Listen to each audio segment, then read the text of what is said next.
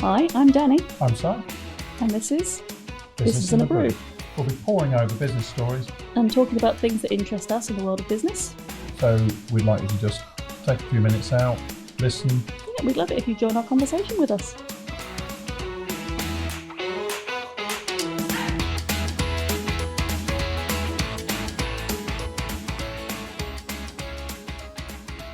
Hello. Hello. Hello. Hello. Mm-hmm. Okay, today's subject. Yes. Right, before today's subject, I'm going to ask you a question. Okay, I love questions. When was the last time you sent a birthday card? Ooh, birthday card. To my mum. I sent one to my mum on her birthday. When was that? No, that's my birthday. January the 3rd. Okay. When did you send any other kind of card? Was it Christmas? Christmas. Okay, all right. Now, you know I work quite a lot with the greeting card sector. Do. It's not Moonpig or Funky Pigeon type stuff, but actual cards that you buy in actual shops and you write on them. Yeah. Yeah. And then you give them or you post them. Yep. Yeah. Now, I am often surprised that people ask me what I do and I tell them what I do, and I tell them that we work quite a lot within the greeting card sector. And I'm surprised at how little people know about them, about the history of them, and the contribution they make to the economy, but also people's well-being as well. So there's quite a few things that just people just don't stop and think. They think, right, okay, I'm going to buy a birthday card for my mum, but folded bit of card. But why think about the history of it? You just buy them because we're kind of used to buying them. Yeah, they become a thing. But greeting cards are actually woven into the fabric of life in the UK, and actually a lot of Western countries, but countries around the world. Now, there is a history that goes way, way back before the present time and before even the Industrial Revolution. Would that surprise you to know? I read a lot of historical romantic fiction, so not as much as you'd imagine. Okay. Right. I'm going to give you a little bit of a history lesson. Thank you. Here. I'd love that. So they were used in ancient China. This is going back. I didn't know that far. 1,000+ years ago. And they were exchanged as messages of goodwill, like Chinese New Year and things like that. Yep. Yeah. The Egyptians sent greeting cards as on papyrus, and there was a Roman tablet, a wooden tablet was found at Hadrian's Wall, a settlement called Vindolanda, which is like a Roman fort and town near Hadrian's Wall, and it was an invitation to a birthday party from Claudia Severa, and she was a woman of letters. She was a literate, and the wife of Aelius Brocchus, who was a commander in the Roman army, lived at Vindolanda. Amazing, they found this tablet preserved. Birthday invitation. Yeah, come along to my birthday party. I love that. Yeah. In the 1400s, papermaking became more commonplace. People in Germany would send New Year cards, which were like a woodcut print, so basically cut out from a piece of wood and then like a ink, and dink. Then, yeah, a dink. Yeah. And then Valentine's cards were sent all over Europe during the Middle Ages and the Renaissance period. Yep. As people started to, if you remember Maslow's hierarchy of needs, when people stopped searching for a roof over their heads and enough food to eat and safety and love and belonging, they got to the level where they wanted to have their cultural needs met. I'm like Tinkerbell. The need for attention's down there at the bottom with my food and shelter. Oh, right. I'd love a greeting card every day just to make me feel good about myself. Like that. So these needs were met, and culture and art became areas of growth and expression. Like Shakespeare. Mm-hmm. Shakespeare talked a lot of this, and as those works of fiction were circulated, people's cultural needs started becoming something that came to the fore. The Industrial Revolution brought in printing on a mass scale, and cards use proliferated even further. And then 19th century Queen Victoria sent the very first official Christmas card. Ooh. What did she have on the front? Was it her in a Christmas jumper? I think it was a Christmas Very good. Thanks. And Henry Cole commissioned the first commercial Christmas card. Henry Cole is. That was in 1843. And a run of 1,000 of them.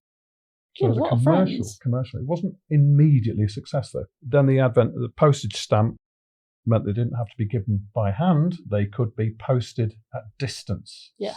So you could express your love from hundreds of miles away. And not tell the person who you are. Yeah. You could be mysterious and creepy.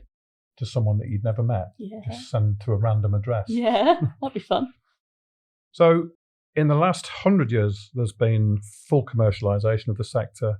There are huge industrial players and an incredibly diverse number of thousands of small publishers. And these publishers are, they're expressing themselves. They're all individually, they're creatives. They have a very, very warm attitude towards each other. They're a community. And they're often specialising in certain areas. So some specialise in certain let's say, religious groups or certain cultures, but also some specialise in animals, some specialise in photography, and others specialise in very rude words. That's in terms of the design, though, isn't it? Because you can also specialise in other ways. Because we both worked with someone who did like seed card. Yes. So cards that you could plant after you'd finished enjoying the visualness of them. That's right. So you can specialise in lots of different ways. Yeah, there are, and everyone's trying to do their own thing to differentiate themselves, which is just wonderful. They keep themselves away from each other because of that. So they are differentiated by their own creativity. Mm. So, could you imagine how big this sector is in terms of scale? In terms of money? Well, yeah, in terms of money is one thing. I mean, I've just told you that there are thousands of them. Yeah. And some are selling to a very small audience. They're selling maybe themselves to, into markets and farmers markets or their own little shops. Mm-hmm. Others are selling to other shops. Others are selling to the consumer, and others are selling to major department stores and supermarkets. So there's a real cross section there. Any ideas? Let's say the contribution they make to the UK. In English pounds? In English pounds, yeah. $1 million. Close, yeah. Yeah. Well, there are, they've made a contribution to the UK in the last recording, which was last year, £1.5 billion has been contributed towards The majority of these publishers are run responsibly, sustainably. Production methods and wraps are being improved or replaced with environmentally friendly alternatives. That's so you're not having the plastic packets. Yeah, and some retailers still prefer the plastic, the cellophane, cello wraps, because it prolongs the shelf life of the product. If people are picking it up and putting it down, they're going to it. Yeah, exactly. And of 94% of households in the UK buy into the greeting cards category, which is a category in retail. Mm-hmm. They buy on average 10.5 cards a year. Now, don't go and comment on the half. Yeah. No, that's an average. That's fine. I wasn't going to comment on the half. I was thinking about all the cards I buy in a year. So I don't buy everyone a birthday card because I haven't got time for that. Mm-hmm. So maybe 5 or 6 birthday cards. Yeah. Like all my Christmas cards. Yeah, about 50 Christmas cards. Don't necessarily include 50. Don't include Christmas cards. All right. It's your day-to-day buying. Mother's Day, Father's Day. Might send a thank you card or two. Yeah. Maybe a sympathy card. Yeah. I don't tend to send into yourself. No? Yeah, I do, just to give myself that little hit. Now, half of them are hand delivered. That's like birthday cards, isn't it? When you go to someone's generally party. Well, no, but any of those cards, any of those occasions that you might buy a card under. Yeah. Yeah. So it could be any one of those. To be fair, these days with the price of a stamp. Well, yeah. It's a little bit prohibitive to post it. It's a fair point, but still 50% are actually hand delivered. Yeah. And more cards are sold per capita in the UK than any other country. So Canada's really strong. Canada is really strong. We love a greeting card in this country. Yeah, we do. We actually do. It's a big thing. It's a big part of who we are and what we do. It's growing in America. Places like France and Ireland, my folks have lived in both of those countries, and they both say how appalling the card choices in those countries. But they are actually starting to Yes, because I to know work. Spain's is bad because my dad can't buy me birthday cards over in Spain where he lives. He gets them from, I think, Moonpig or something and sends them because it's just better choice. There's definitely opportunities there. 45% of them are sold in gift shops and 35% in supermarkets. I'm surprised it's that low in supermarkets compared to... Yeah, well, what happened over lockdown was quite interesting because previously, prior to lockdown, if you remember back towards, remember back before COVID? No. Yes. Buying a card from a supermarket, you had a very small range. It was a convenience purchase as well. You were in there, so you were like, I'll just grab it while I'm here. But over lockdown, there became a huge requirement for people to still buy cards. They couldn't buy them from anywhere else but supermarkets. Yeah. So supermarkets were essential stores or essential services. And I remember being in on one of the meetings, which was Sainsbury's, for example, needed more card producers to sell them more cards because they wanted to expand their range. Yep. So that everyone could buy cards and buy a diverse range of them for different reasons. But if you look at the split between on and offline, 78% are bought in store and 22% are bought online. Do you think, in your expertise, that is because the websites aren't really set up for e-commerce yet? Like everyone hasn't got a website or they don't really have? Or do you think it's more that it's quite a tactile purchase? It's definitely a tactile purchase, yeah. And I think the nature of people buying, they're buying last minute. That is true. You know, they might not be able to get out, or they might not want to get out. They might just want the convenience of going online.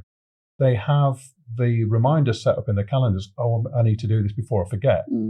So buying online that way, not having a chance to go out to a store. So that comes into it. But just to go back to kind of recap, but go back to the values. So I just said before, 94% of consumers buy cards or households buy cards. Average card cost is £3.30. You can pay a lot more, but you can pay quite a bit less. Valentine's Day value is 50 million. Mother's Day value is 65 million, 65.8 million. Easter singles, that is, not packs. Was 7.6 million. People send that many Easter cards. Send Easter cards, yeah. Father's Day value is £42.9 million.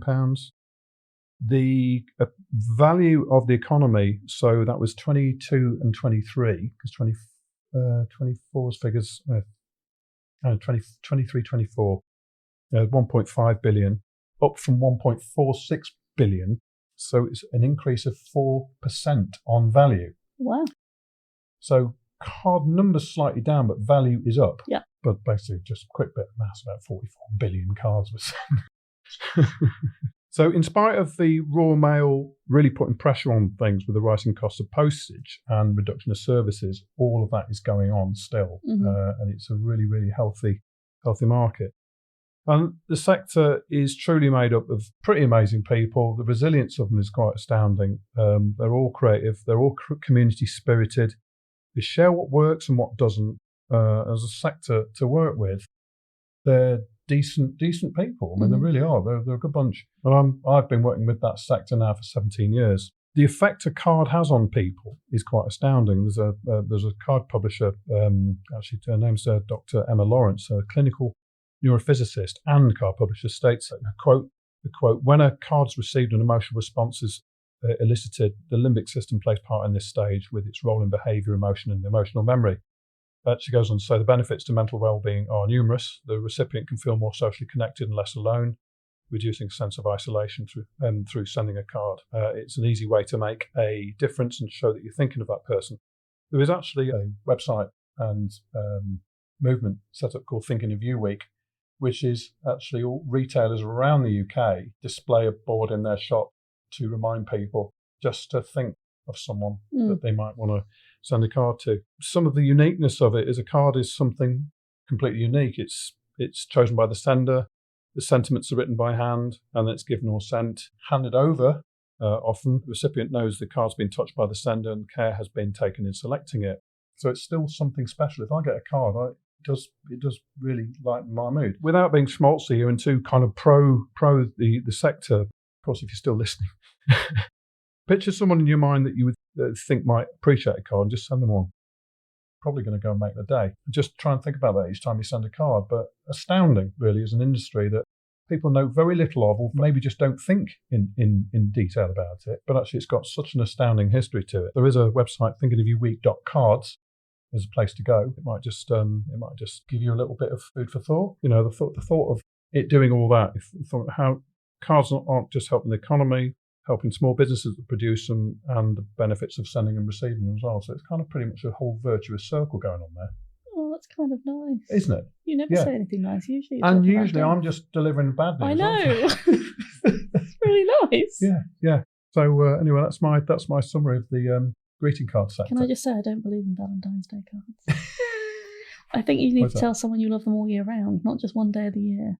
Oh, yeah, but I think, isn't Valentine's card sending it to someone that doesn't know who the person is that sends it?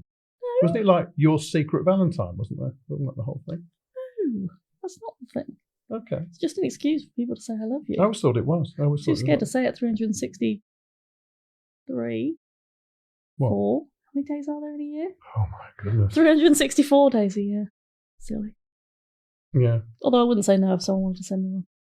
Yeah, come on. You wouldn't have a problem with it, would you? Love a card. There you go. That's rounding that up nicely. Danielle's final statement. I'd love a card. Yeah. Thanks. Thank you.